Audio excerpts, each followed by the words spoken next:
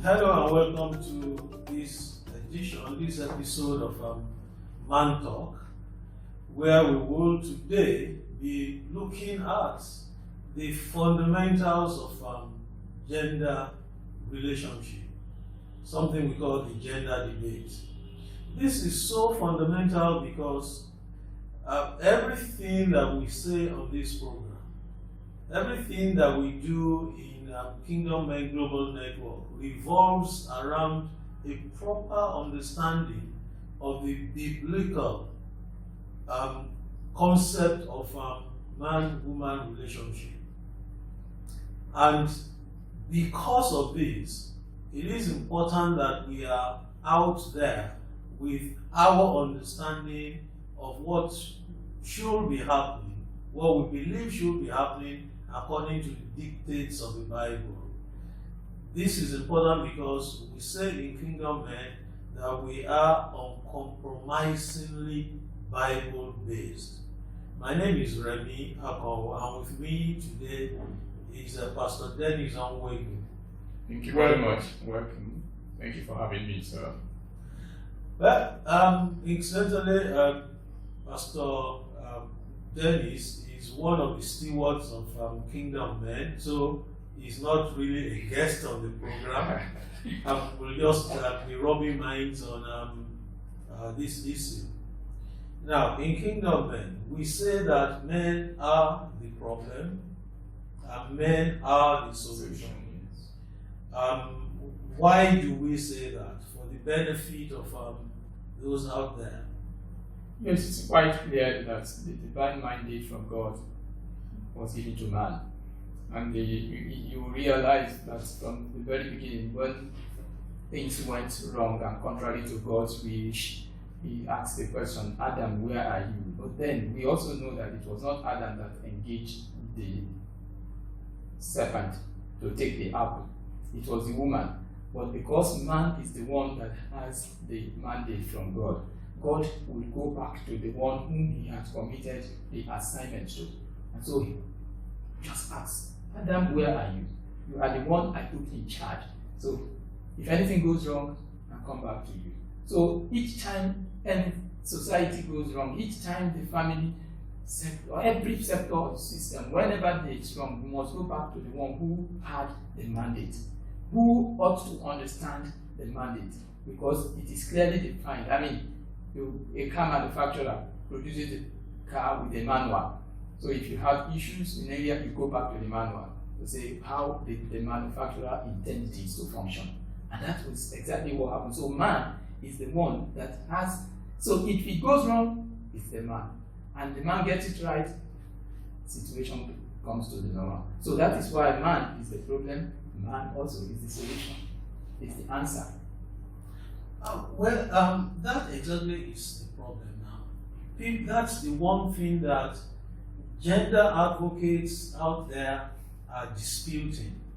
That is gender advocates talk about equality, and I do not think that Christians have a problem with that. They talk about how that everything that a woman does, a man must do. Everything that a man does, a woman must do. It started innocuously, what a man can do, a woman can do, sometimes do better. And all of that is really not a problem. But see how far it has gotten us.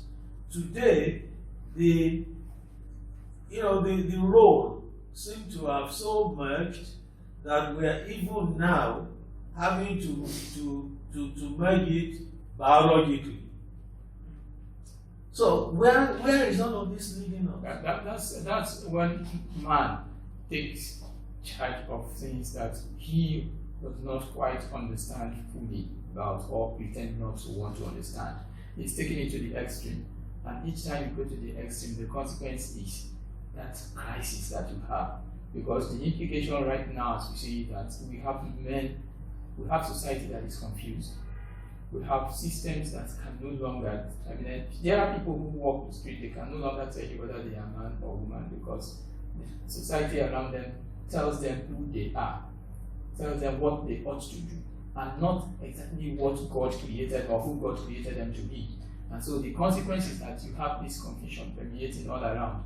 And then you take this to the public place, to the public space, then the confusion grows wider. And then in societies where there has been struggle about rules in the first place, where you have extremes of contracts, even in marriages, then takes it up there and then begin to flout things that actually distort the system, and then the crisis persists, and then you see it spreading abroad across the lines. This is the situation we are in now, and it has to be dealt with because there is an urgency. There is an urgency because otherwise, in the years to come, this line that is blotted in such a way that this distortion will go to the point that, you will begin to have confused humanity around. And we are seeing this persistently everywhere, and it's an issue that has to be dealt with. And we need to begin to talk about the reality of our identity. Yes, identity. As a matter of fact, the challenge that we seem to have is the identity crisis. So what really is at its most fundamental, at its most basic, what really is the identity of a man as distinct from that of a woman? It's quite clear, and sometimes I find it so easy to understand that I begin to wonder why there is confusion in everything. This is the man. The mandate from the Bible is quite clear. In Genesis, God created man and woman, and he said he made the man. He said to the man, "Tend this." He has given the man the mandate of what his roles are. But after a while, the same God looked at the man and he said, "Look, this is the man that tends this garden. But there is a need for a helpmeet for him." Remember, it's a helpmeet. And I used to tell people, even when we talk about marriage and counseling, I say, a man is obviously engaged in a particular assignment for him to require a helper. Otherwise, there will be no need for a helpmeet if we are not engaged in that. So the man's assignment is defined from onset for him. What his roles are, who he is. So there shouldn't be crisis about the identity. And so when the helpmeet comes, the helpmeet does not necessarily take over the place of the man who has the mandate. It's to give him support, it's to play a role that will complement, and so that both together they will accomplish God's mandate. But when it comes to the point where the woman is now society saying that man's mandate is equal and the same with the helpmeet, then there is confusion. Because the confusion you have today, the identity crisis, is that they try to match this two and they cannot be the same at every point. That's why when a woman gets to the house, it doesn't matter how big, how powerful, how big her position is in society or how wealthy she is. Innate in her is an understanding that the man is the one that has the mandate. And she looks back the direction where the man is pointing, that's when she wants to go. But when the man is not there, and you think that the position of the man is no longer relevant, then you create crisis because the woman no longer has somebody to look up to give her direction, and the family misses it out.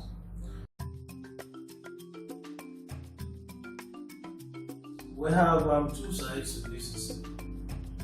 There is the fact of the failing man, the man who is not living up to his biblical identity, who therefore one has disappointed the women in his life, two, who collectively, when you put together such men, it will seem as if they are the ones who have created the kind of situation we find ourselves, where somebody will say, since the Beijing conference, you find that women begin to assert themselves because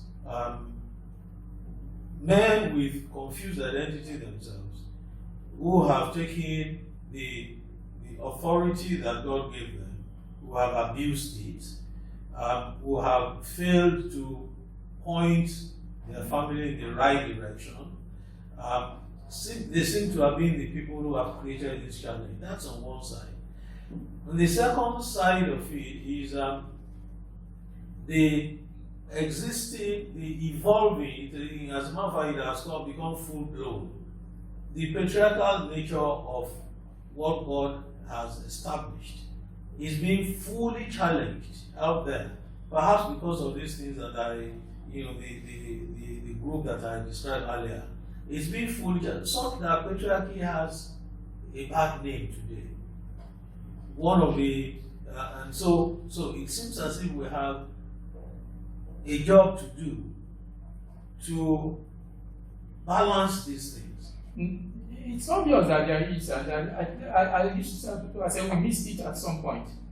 When the women came forth and the Virgin Conference came and the women began to assert their positions, the society didn't find time to look at what is the challenge of the man. Let's also attend to it, let's address it. Rather, society just assumed that the man is complete and is perfect. He has no issues. And so he is complete, and he's the man that is always the head of state, is the man that is always there as the minister, is the one that heads the organizations. And we thought they were complete. But the society started establishing structures, started funding institutions and projects that would make the woman better. But nobody considered that the man also had an issue to deal with. And so there was no funding for the man. So you find in the society today, you have Ministry of Women Affairs, you have the International Women Groups, you have all manner of institutes. The girl child today, as we speak, is more equipped than his contemporary, the male person. Why? Every single thing that the child needs, the girl child needs, is already established and provided, both from society and right from the home. But people neglect that the man has a need. And so today it's caught up with us. The man that we did not attend to, because of the failings of one or two men, we abandoned them to themselves. Today, they are going to turn out to be the one that will be the husband to the woman that will have equipped for the work ahead.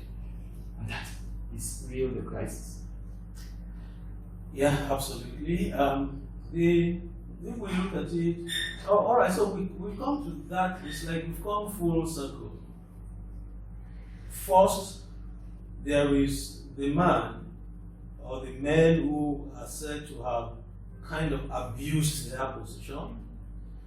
There is the women who have, in reaction to those abuses, have now formed themselves into a group, and the world, and I say this, advisedly, because they say when you look at the world, you're talking about, say, the United Nations. You're talking about governments. The world seems to have turned to the side of the girl child, the woman, to protect them, to provide for them, and so on. Now, where is that leading us? When, as a matter of fact, just like you said, the man is now like an orphan. Nobody is watching out. Lately, thanks to God, many ministries and networks are coming up trying to get us to take a look at the boy child so that we can pay more attention to them and so on and so forth. Is that a trend to encourage? Yes, because you see, until we change the narrative the way it is right now, we're going to continue to have this conflict expand. We never can tell how far it will go. Because the simple truth is that each time we look at the male factor, we see him as the oppressor. That is settled in society. Gender inequality, violence, gender-based violence, for instance. It is the men, yes, in reality, that are the dominant elements when it comes to violence against the women. But often than not, the reality is that society has not realized that why is this man behaving the way he behaves? Why does he, for instance, a man takes a woman to the altar and swears love to her and then gets back home and starts to beat her? What is his frustration? What is it that he's dealing with that we need to understand and appreciate so that we can help him get better? Otherwise, we'll continue to deal with the issues that society has created. It's on this note that we end this episode. Clearly, the gender debate needs to continue, and we will take another look at it next time. This time, pointing men to some of the equipment that God has given